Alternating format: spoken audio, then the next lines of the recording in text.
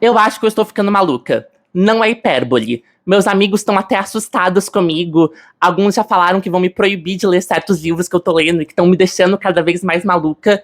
Mas é por causa disso. Eu li alguns livros que meio que destravaram coisinhas da minha cabeça e me deixaram numa espiral paranoica de tudo que eu leio começa a reforçar o que eu leio e o que eu acredito, e aí o mundo começa a fazer mais sentido, ou o sentido se cria por causa dessas leituras, e aí a paranoia vai sempre se retroalimentando, sempre crescendo, sempre ficando mais forte, e tudo parece só retornar a essas leituras que eu tô fazendo e que estão destruindo minha cabeça, estão me deixando realmente maluca.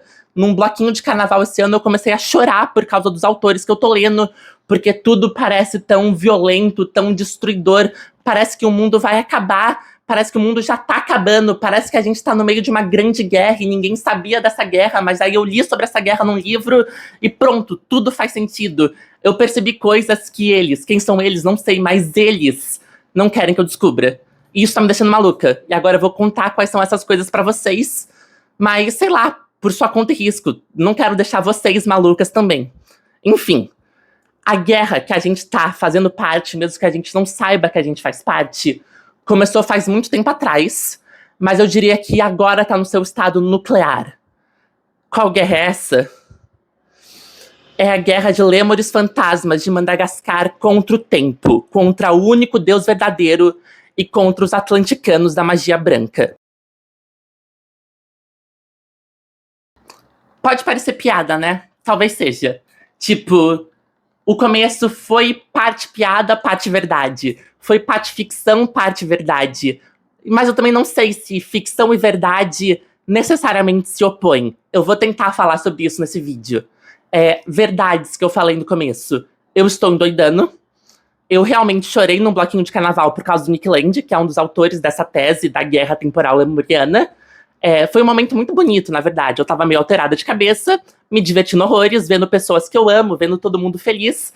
E aí eu comecei a chorar pensando que a singularidade vai destruir todo mundo. Singularidade é um conceito muito maluco de tech bros da IA, tecnofascistas americanos esotéricos. Não sei se vocês sabem, tem toda uma linha do tecnofascismo que é esotérica pra caramba. Tipo, eles acham que com o desenvolvimento da IA, eles estariam criando um novo deus.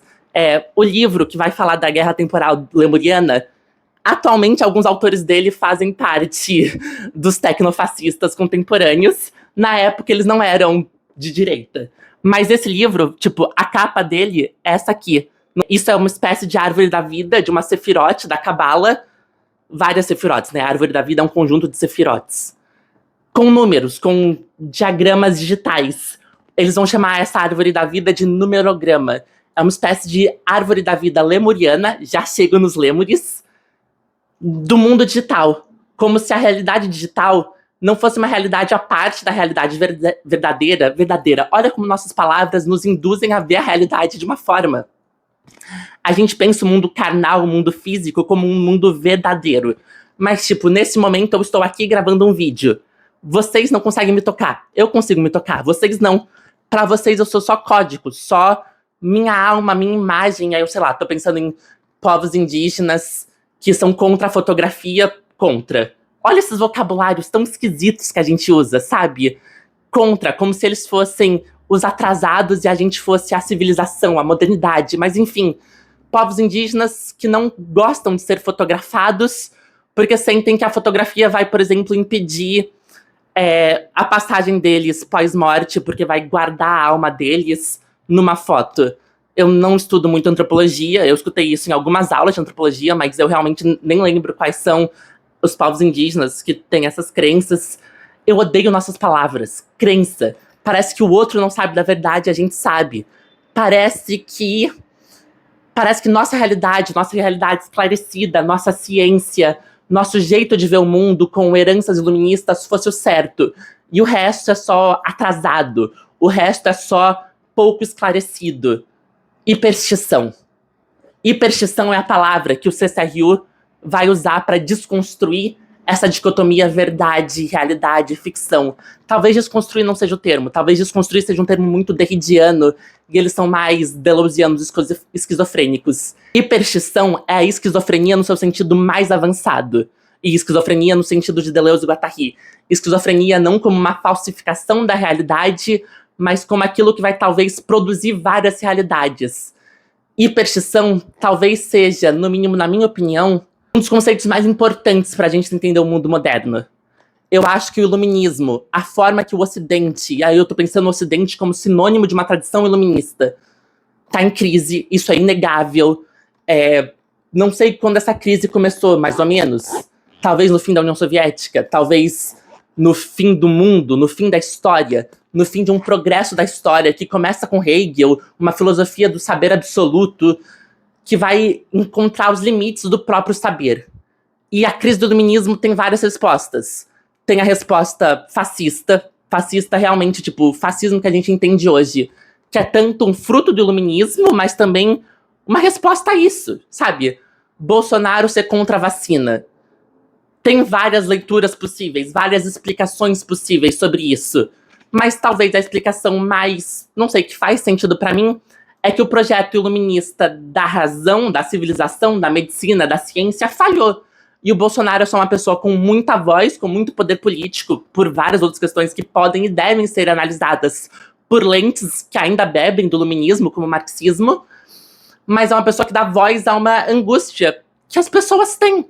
As pessoas, várias pessoas, ao mesmo tempo que elas são ensinadas a desacreditar da ciência, e aí é uma... Nossa, eu não sei mais o que eu tô falando. Quero falar de lêmures. Mas enfim, já abri esse parênteses, vou acabar esse parênteses.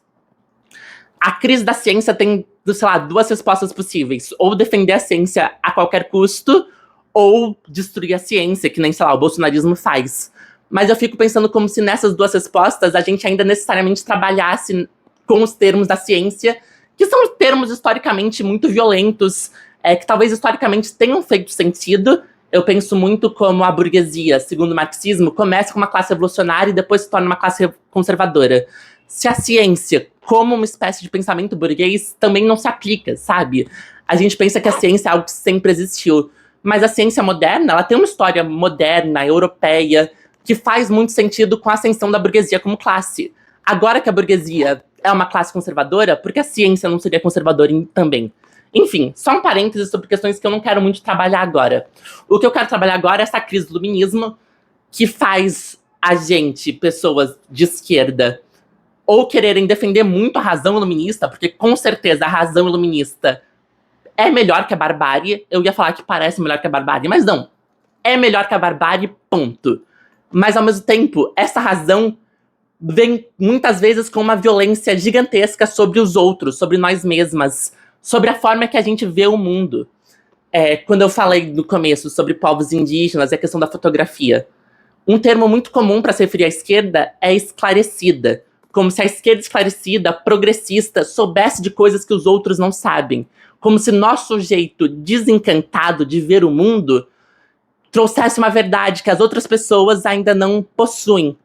O que eu quero falar com hiperstição, o que o CCRU tá fazendo, que tá me deixando maluca, é que eu acho que com a crise do iluminismo, com a crise do Ocidente, uma outra resposta possível é entender que o desencantamento falhou. O projeto de desencantamento da sociedade acabou. O que é a internet, a tecnologia, se não magia, gente? Tipo, a gente não entende como essas coisas funcionam. Tem um outro reino de códigos, de Bluetooth, de sinais acontecendo aqui agora. Isso é magia. Meu corpo tá sendo gravado e depois vai ser transmitido num vídeo. Isso pode ser explicado com termos científicos. Isso foi explicado com termos científicos para ser criado. Mas isso também é magia. Porque isso também é linguagem. Quando a gente pensa em linguagem, a gente pensa em, sei lá, linguagem da computação, linguagem científica. A gente não consegue se separar da linguagem. E linguagem é magia.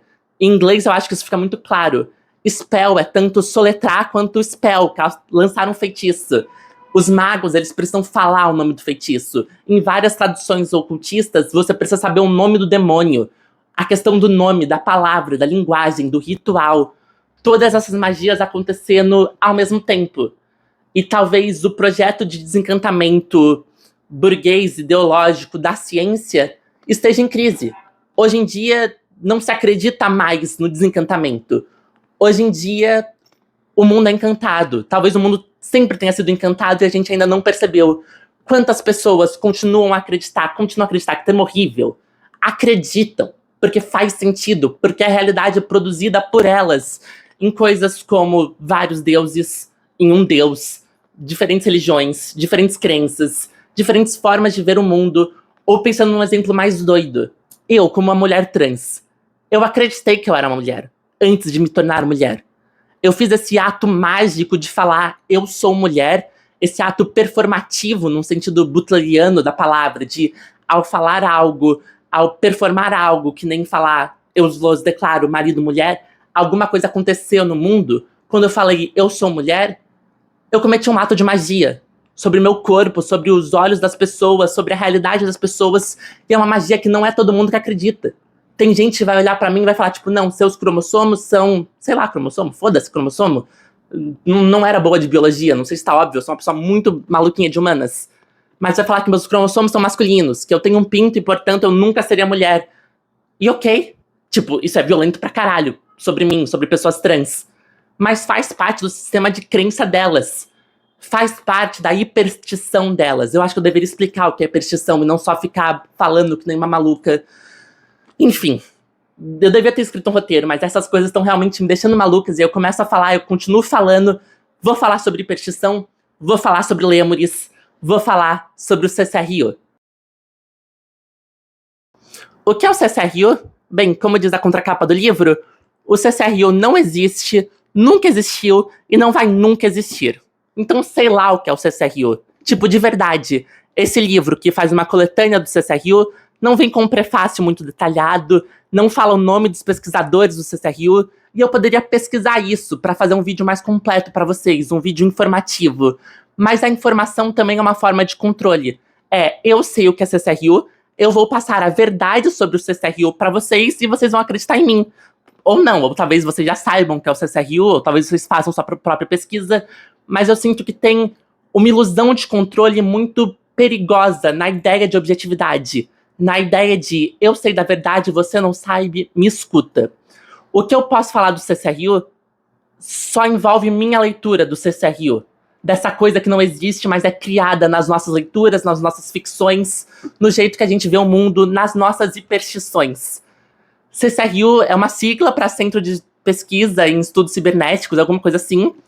Foi um grupo de estudos, talvez tenha sido, eu não entendi isso direito, na Universidade de Warwick, na Inglaterra, composto por vários pesquisadores, não conheço a maioria de nenhum, só sei que o Nick Land veio do CCRU e o Matt Fisher, e aí eles vão ter a rixa de, sei lá, aceleracionismo de esquerda e aceleracionismo de direita depois, mas enfim, eu quero falar especificamente sobre esse livro do CCRU.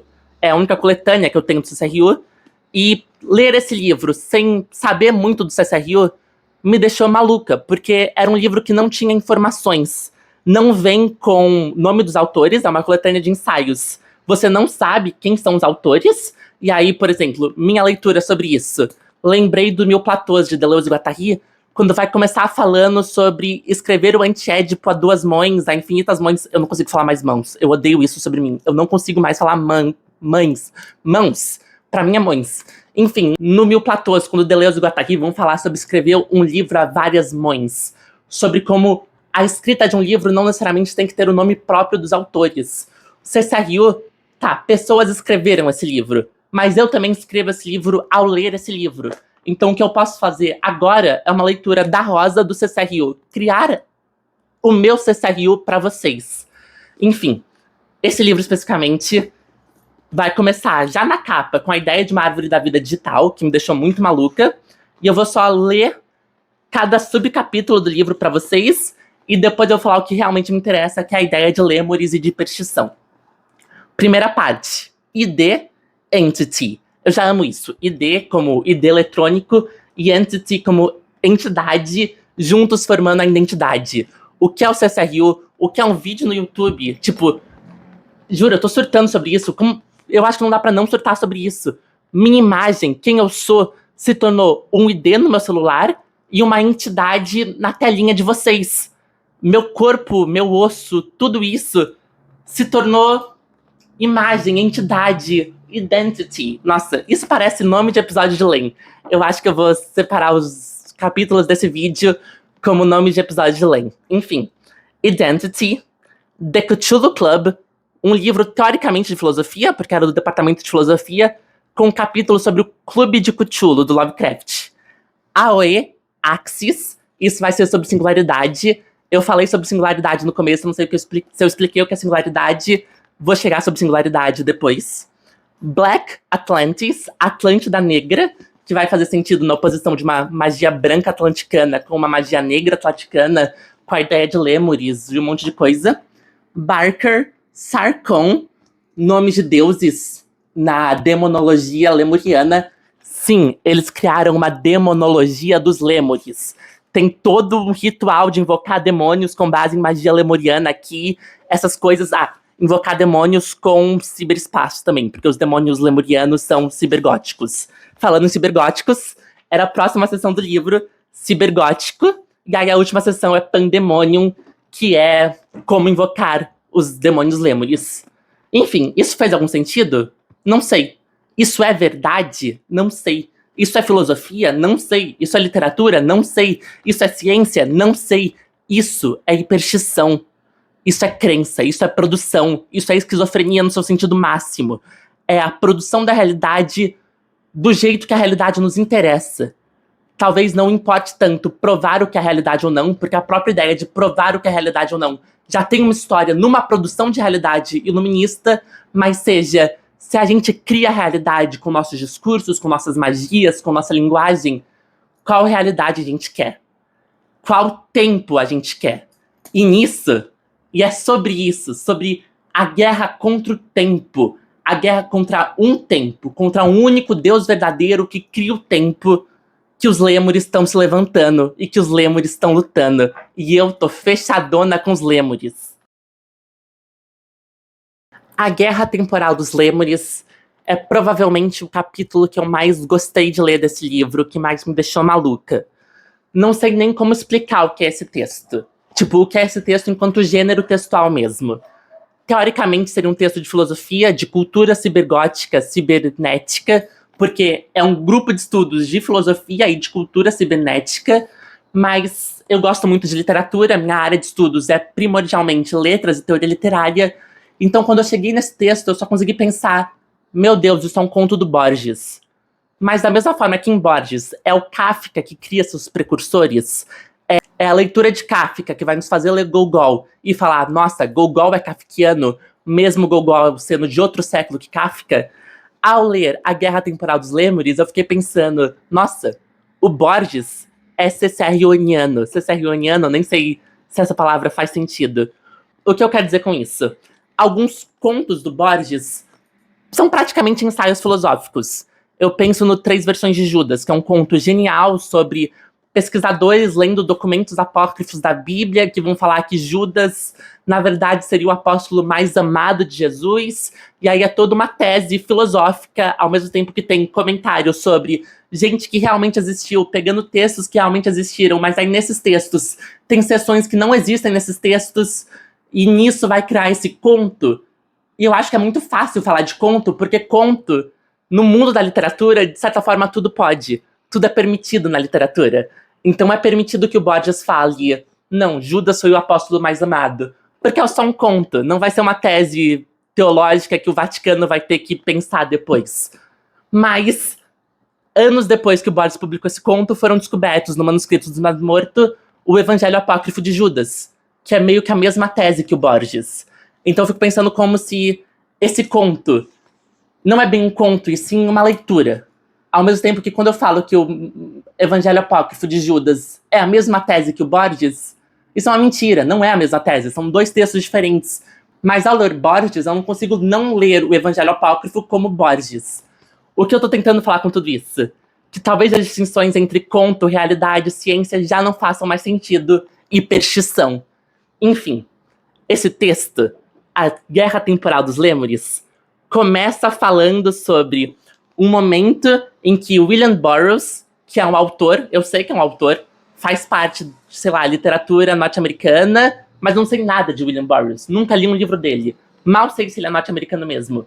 Então, quando eu leio o texto que começa com William Burroughs, eu não consigo pensar no autor norte-americano. eu só consigo pensar no personagem desse texto, num personagem filosófico. E eu fico pensando como Deleuze e Guattari vão falar, por exemplo, no que é filosofia, que uma das coisas mais importantes da filosofia é a invenção de personagens filosóficos, como Sócrates é o personagem de Platão, como Zaratustra é o personagem de Nietzsche.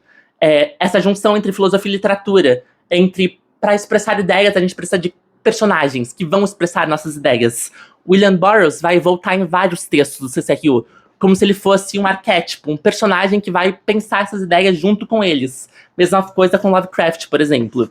Mas enfim, o texto começa com William Burroughs sendo citado por William Kane, não faço ideia de quem seja, e esse William Kane vai falar para o CCRU sobre o envolvimento do William Burroughs na Guerra Temporal dos Lêmures. Então o texto já te joga logo no começo com, sei lá, várias pessoas coexistindo no espaço textual. E são várias pessoas coexistindo no espaço textual que cada leitor vai ver de uma forma diferente. Se alguém conhece William Burroughs, talvez se relacione totalmente diferente com esse texto do que como eu me relacionei.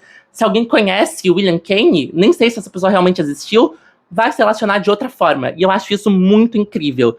Tem um outro texto do CCRU que vai levar isso pro limite, que é uma crítica de uma pessoa sobre o CCRU, não sei se essa crítica é real, depois os comentários do CCRU sobre essa pessoa. Ao mesmo tempo que a crítica dessa pessoa é que o CCRU está envolvido com uma grande conspiração do Bill Gates, de um monte de coisa maluca da cultura e da tecnologia norte-americana.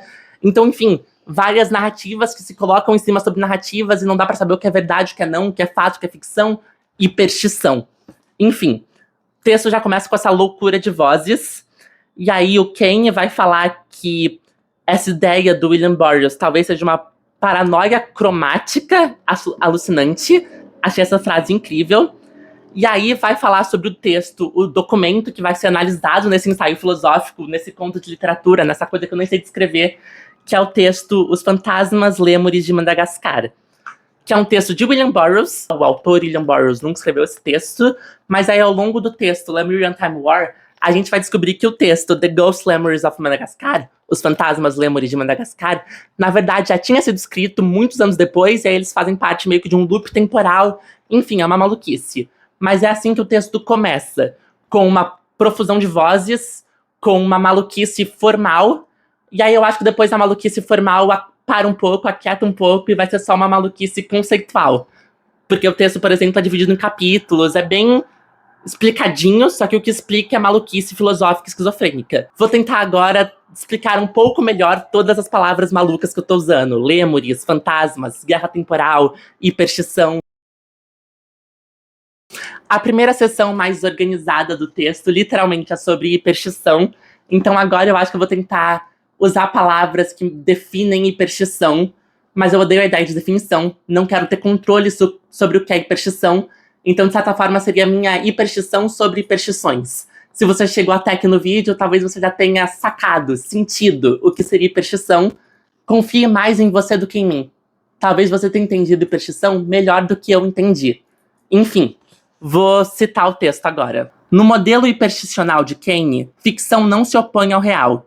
Ao invés disso, realidade é entendida como um composto de ficções. Kane considerou os textos de Burroughs exemplos ótimos da prática hipersticional, porque Burroughs teria construído na sua escrita e na sua arte em geral, não uma forma estética, mas uma forma funcional, isso é dizer, uma forma mágica, com mágica sendo definida como signos que produzem mudanças na realidade. Ficção foi muitas vezes entendida só no seu sentido negativo, como uma variedade do ceptismo ontológico do pós-moderno, ao invés no seu sentido positivo, como uma investigação sobre os poderes mágicos da encantação e da manifestação, sobre a eficácia do virtual. Já amo essa ideia, a eficácia do virtual. Novamente volta aquela ideia de o mundo digital é um mundo mágico. Quando alguém faz um tweet, quando o Bolsonaro faz um meme, é só um meme, é só uma imagem, mas é uma imagem que corrompe, que cria realidade. Não corrompe, corrompe é como se fosse verdade falso, mas que vai criar realidade. Pensa, por exemplo, no Trump fazendo aquelas coisas doidas com o IA. Sei lá, ele como Jesus, ele invadindo a Groenlândia em IA. Isso pode ser só maluquice. Você pode pensar que isso não afeta em nada o mundo. Mas isso cria imagens, isso cria mundos, isso cria magia. A IA como falsa, como ficção, talvez seja só hiperstição, seja criar sentidos e signos que vão mudar o mundo, a cabeça, a leitura sobre o mundo, vão criar um mundo. O Trump pode não ser reconhecido pela ONU como dono da Groenlândia, mas talvez apoiadores do Trump, vendo aquela imagem de IA, acreditem nisso. Isso já muda tudo. A ficção se cria e se torna realidade. A ficção virtual se cria e se torna realidade. Eu acho que isso é uma distinção importante também. Enfim, o texto vai continuar nessa definição de hiperstição, fazendo umas balizas importantes. Por exemplo, vai falar que o terreno da ficção, das ficções hipersticionais, não é um terreno neutro, obviamente. O Trump fazer uma imagem de IA é muito diferente de eu fazer uma imagem de IA me colocando como dona da Groenlândia, ninguém vai acreditar nisso. Mas pensar como esse mundo virtual, essas magias da ficção estão afetando diretamente a realidade. Isso é hiperstição. E eu acho isso muito interessante. Porque, não sei, eu acho que é algo que a gente precisa entender que está acontecendo, sabe? Não faz sentido você olhar para um terraplanista e falar a Terra não é plana. Aqui está todas as verdades que provam que a Terra não é plana. Porque ele já acredita nessa ficção. Para a magia dele, para a cabeça dele, para a linguagem dele, a Terra é plana. Isso não quer dizer que a Terra seja ou não plana, ou que ele realmente veja a Terra como plana, mas eu acho que faz muito mais sentido para ter um diálogo, entender essas forças, essas ficções, do que só julgar uma coisa como verdade ou mentira. Enfim, tentando tirar também algum proveito político e prático desse texto maluco que vai só endoidar ainda mais. Porque agora que a gente entende um pouco o que é hiperstição, a gente vai falar sobre os Lêmures e sua guerra contra o único Deus verdadeiro. Antes de falar sobre os Lêmures, eu tenho que falar sobre o único Deus verdadeiro, que é o inimigo dos Lêmures. Desculpa, eu tô muito encantada sobre Lêmures. Eu tô, tipo assim, preciso ir pro zoológico ver Lêmures, juro. Tô com hiperfoco em Lêmures. Mas, enfim, o Lêmure tá no final do texto e eu tô tentando seguir alguma ordem, porque esse vídeo já não faz sentido. Vamos tentar dar alguma ordem, no mínimo. Ou uma ordem vocês que criam. Criem a magia de vocês, enfim. O que é o único Deus verdadeiro? É um programa. É um programa digital. Tecnicamente, é um programa ficcional. É um programa ficcional que, na ideia do CCRU, teria começado em 1500. O que acontece em 1500? Tem várias leituras malucas. Vou falar a minha leitura, porque não é do Nick Land. Eu acho que o Nick Land não ia gostar dessa leitura racial que eu faço dessa ideia dele. O Nick Land, por exemplo, vai falar que em 1500 o vírus alienígena do capitalismo pousou na Terra e aí nos infectou, começou a infecção desse vírus alienígena e por isso Deus verdadeiro, que seria a singularidade, teria nascido. Não gosto dessa leitura. Minha leitura, e ele vai falar muito especificamente de 1500 como o ano em que começa essa criação mais forte do único Deus verdadeiro. Minha leitura é racial.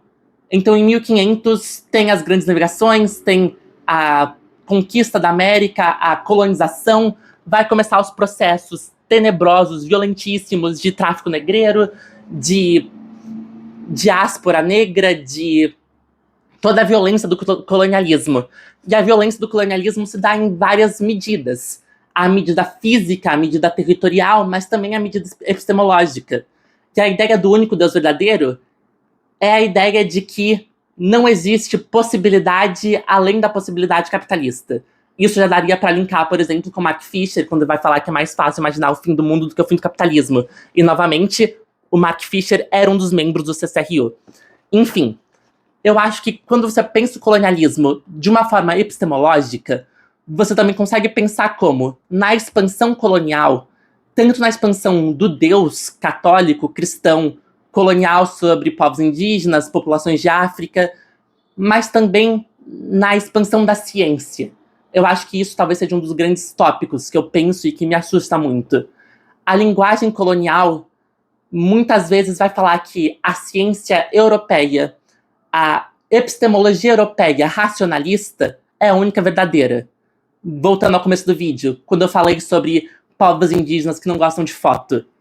Quando a gente fala que, tipo, não, isso é bobagem, a foto não vai capturar sua alma, a gente tá pensando em nossa visão como pessoas esclarecidas, termo tenebroso, sobre a visão dos outros. Sobre a alteridade. A gente quer colonizar com o nosso esclarecimento, que é o termo também pro iluminismo. Como em 1500, com a globalização, com o começo dos processos coloniais, também se começou a matar epistemologias diferentes. E a ideia do único Deus verdadeiro, que é uma ideia clássica até em várias religiões. A melhor estratégia pro diabo é fazer você acreditar que ele não existe. A ideia do único Deus verdadeiro é você achar que ele não existe. Porque o único Deus verdadeiro não é o Deus cristão, não é o Deus muçulmano, não é o Deus judeu. O único Deus verdadeiro, na minha leitura, é a tecnologia e, posteriormente, a singularidade. Vou chegar na singularidade. E o que ela faz? O que esse único Deus está desde 1500 tentando fazer? Controlar o tempo. Por isso que a Guerra dos Lêmures vai ser uma guerra temporal. Quando se começa a colonização, os processos de colonização, os processos de mortes epistemológicas, se começa antes de tudo, ou antes de tudo, ou depois de tudo, a colonizar nossa epistemologia sobre o tempo. Enfim, o tempo linear, o tempo ocidental, o tempo da ciência, dos processos que acontecem um de cada vez, que é o tempo que eu vejo o mundo, que é o tempo que eu imagino que você veja o mundo, porque é assim que a gente existe, é assim. Essa é a base das nossas ficções, das nossas crenças. De certa forma, é uma imposição colonial. E isso é uma coisa muito doida de se pensar, porque a gente não consegue pensar em outro tempo. A gente ainda não consegue, ainda. Eu acho que a gente nunca vai conseguir realmente mudar nossa cabecinha para pensar em tempos não lineares. Em tempos em que coisas ocorrem de forma diferente do que a ideia de causalidade, que uma coisa vai reagir para outra coisa, que vai fazer outra coisa. Enfim, segundo a antropologia, segundo os estudos com outros povos, outras civilizações que não a civilização ocidental e depois colonial, outras pessoas tinham relações diferentes com o tempo. E eu não sei. Eu não sei muito o que falar sobre isso, porque parece uma guerra perdida. A guerra contra o tempo, a guerra contra o tempo linear. Mas eu acho que essa seria a ideia do único Deus verdadeiro, que os Lêmures estão em guerra. A ideia de que existe uma narrativa única sobre o tempo, e essa narrativa única sobre o tempo, desde 1500, colonizou tudo, está em processo de colonizar tudo. E eu acho que a gente está no momento mais nuclear dessa guerra, porque a globalização já chegou em termos absurdos. Eu acho que o mundo inteiro é praticamente capitalista, ou o mundo inteiro é praticamente com a temporalidade capitalista, e eu já não gosto dessa expressão, o mundo inteiro. Sei lá, pensa em estudos quilombolas, estudos como afropessimismo. Não existe um mundo unitário senão o mundo da branquitude, o mundo do tempo linear, o mundo do único Deus. Mas nós, que estamos sujeitos e presentes nesse mundo, a gente não consegue ver outros mundos que são possíveis. É mais fácil imaginar o fim do mundo do que o fim do capitalismo. E é um pouco isso que eu penso, como o único Deus verdadeiro, a magia branca atlanticana, ganhou a guerra contra o tempo. Os Lêmures, que eu tô surtando sobre os Lêmures, são talvez a única esperança de a gente conseguir criar tempos diferentes, tempos de vida diferentes, tempos de subjetividades diferentes. E eu amo o mundo virtual porque é isso. É um mundo em que o tempo talvez não seja mais linear. Tipo, você tá vendo o vídeo de forma linear, mas você pode voltar, você pode pular, você pode acelerar. Eu estou aqui nesse momento gravando meu vídeo, mas eu vou ser um tempo diferente, místico, um outro corpo, numa outra configuração, com uma outra identidade. Eu não sei, eu sinto que o espaço tecnológico, virtual, neste momento também é um espaço dessa guerra temporal. Não tá fazendo sentido nenhum? Talvez, mas eu tô falando, e eu não consigo parar de falar. Eu sinto que alguma coisa em mim tá sendo tomada pra produzir ideias, pra produzir vírus que talvez de uma forma irresponsável, não sei se eu tô sendo irresponsável, não sei se ler o CCRU, até pensando que hoje em dia grande parte deles é literalmente tecnofascista, maluco, não sei se ler isso é uma forma responsável. O membro do CCRU talvez mais responsável, que era o Mark Fisher, morreu do jeito que morreu. Mas enfim, eu quero produzir vírus, eu quero produzir temporalidades diferentes contra o único Deus verdadeiro. E por isso que eu tô do lado dos Lêmures. Tá, é hora de falar dos Lêmures. Eu pulei algumas partes do texto, porque também não quero fazer um vídeo muito complicado, muito gigante, e eu quero muito falar sobre os Lêmures. Vou ler a definição que tem no glossário, no fim desse livro, sobre o que seriam Lêmures. Lêmures são Prosmidians de Madagascar. Prosmidians é um termo biológico da biologia, eu não vou saber traduzir, mas é um tipo de primata, eu acho, pelo que eu entendi do texto.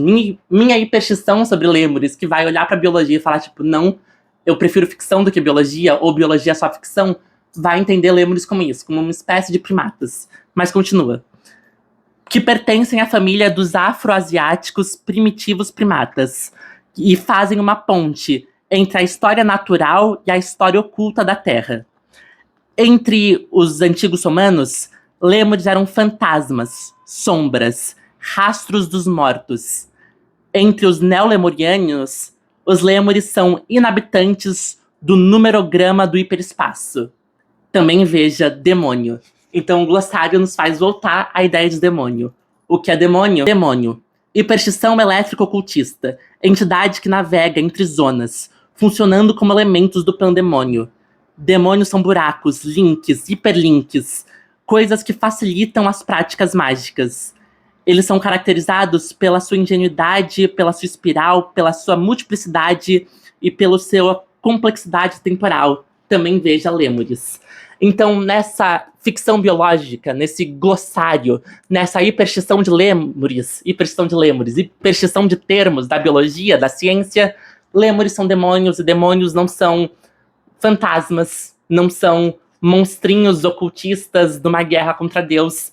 Demônios são códigos, são números. O numerograma, a árvore da vida, o pandemônio, que é uma série de números e planetas que fazem conexões numéricas binárias 0101 para criar algum tempo diferente, uma complexidade de tempo. E a ideia do demônio se funde com a ideia do lêmure para os neolemurianos, para as pessoas que estão do lado do lêmure nessa guerra. Enfim, voltando ao texto para falar sobre lêmures, saindo do glossário. A ideia de lêmures é que Lemúria seria um continente das nossas lendas, que nem Atlântida, e seria um continente anterior à Atlântida que se perdeu, que afundou totalmente, mas também se perdeu nos nossos discursos. Por quê? Porque ele não se perdeu geograficamente, ele se perdeu temporariamente. Existe um rift, uma dobra em Lemúria, que seria o povo dos lêmures, que fez ele sair do nosso campo de visão, da nossa ideia de linguagem. Não existe linguagem sobre Lemúria, como existe linguagem sobre Atlântidas. E Atlantis também existe na linguagem como uma espécie de progressão mítica entre Atlântidas e o mundo atual. Em vários mitos, em várias ficções, o que não acontece com Lemúria. Lemúria se perdeu totalmente. Lêmures seriam os últimos representantes de Lemúria. E o que eles são? Vou ler a definição do texto. Os lêmures são pessoas mais velhas que os Homo sapiens, muito mais velhas. Eles datam de mais de 1.600 anos atrás, no tempo em que Madagascar se separou de África. Eles podem ser chamados de anfíbios psíquicos. Isso é, eles são visíveis só por um curto período de tempo, quando eles assumem uma forma sólida para respirar, mas alguns podem se manter invisíveis por anos sem fim. O jeito deles pensarem é muito diferente dos nossos. Eles não são orientados pelo tempo e pela causalidade. Eles acham esses conceitos repugnantes. Eu amo a ideia de anfíbios psíquicos. É como a ideia de gato de Schrödinger elevada à milésima potência. A gente olha para um lêmure porque ele se permitiu ser olhado, e aí tem toda uma filosofia do olhar também que dá para tirar sobre isso.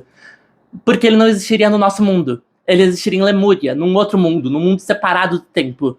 Quando ele se faz presente no tempo, é porque ele quer ser olhado. Ele quer que você olhe para ele e sinta coisas, sinta filiações. Eu quero muito ver um lêmure. Eu quero muito ir pro zoológico, tipo, amanhã pra ver um lêmure.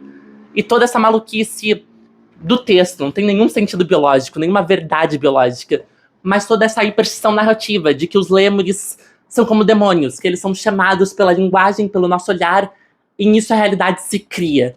E ao se criar, também oferece uma oposição ao tempo linear, porque os lêmures não trabalham em casualidade, não trabalham em linearidade, não trabalham no esquema do único Deus verdadeiro, que seria o esquema da tradição, da história, de uma historiografia clássica que, sei lá, nos mitos partiria de Atlantis, mas também partiria de Roma, da Grécia, o grande berço da filosofia, da literatura. Olha como a gente cria no nosso ocidente, nas nossas linguagens, uma genealogia.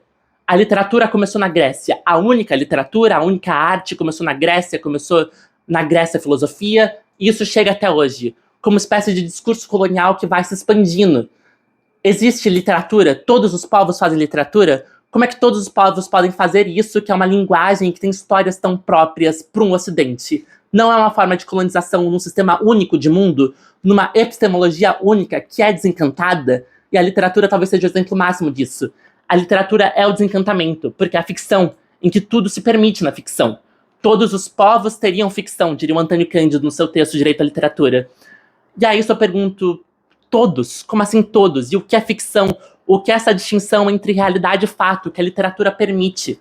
Ao falar que todos os povos têm ficção, você está desmerecendo toda a cultura, toda a epistemologia, toda a realidade deles em prol da sua realidade desencantada que separa ciência de ficção. Os lêmures não como animais biológicos, mas como guerreiros da guerra temporal, eles levam a ficção ao seu limite. Não é essa ideia pós-modernista negativa de que a ficção não diz respeito à realidade, então pode tudo na ficção. É a ideia de que a realidade não existe sem ficção. Vamos criar a realidade mais interessante, politicamente mais interessante, socialmente mais interessante. Vamos criar outros tempos e outras visões de mundo. E eu acho isso muito incrível. Eu acho isso muito lindo. Eu acho que isso pode se aplicar a uma potência muito forte de respeito à alteridade, convivência com a alteridade e de magia. Magia criadora de outros mundos possíveis que não o mundo desencantado do capitalismo. O mundo que se apresenta como o único mundo possível, sem alternativa. Talvez seja responsável ler CSRU, ler esses filósofos esquizofrênicos malucos, e pensar que com eles dá para criar a potência de criar outros mundos. Em determinado momento do texto vai falar assim: os fantasmas lêmures de Madagascar criam um rasgo na realidade. Um rasgo entre natureza, tempo, fora de tempo, sem liberdade, liberdade, controle, controle do tempo. Um rasgo em que, de um lado, você tem o encantamento da inocência sem tempo, e do outro lado, você se move inevitavelmente para o mundo da linguagem, para o mundo do tempo, para o mundo da ferramenta, da arma, da guerra, da exploração, da escravidão. De que lado você está? Eu tô do lado dos lêmures. Eu tô do lado de tentar criar de forma mágica, de forma virtual, de forma demoníaca. E o demônio é isso também, é aquilo que se opõe à realidade, que se opõe a Deus, que se opõe à única verdade possível. Criar outros tempos e outras subjetividades. Subjetividades não primatas, mas subjetividades lemurianas. Na guerra temporal, nesse rasgo de tempo entre o não tempo de Lemúria e o tempo moderno do capitalismo colonial, eu tô muito do lado dos lêmures. Eu não sei se esse vídeo fez algum sentido, nem sei mais se eu quero acreditar em sentido, porque sentido também implica uma direção linear de tempo, de ideias, uma fé paranoica na exposição. Como se eu falasse tudo sobre esse livro, eu conseguiria passar para vocês a minha verdade, a minha ficção. Como se, ao explicar, você necessariamente deveria comprar minha ideia. Enfim, não sei.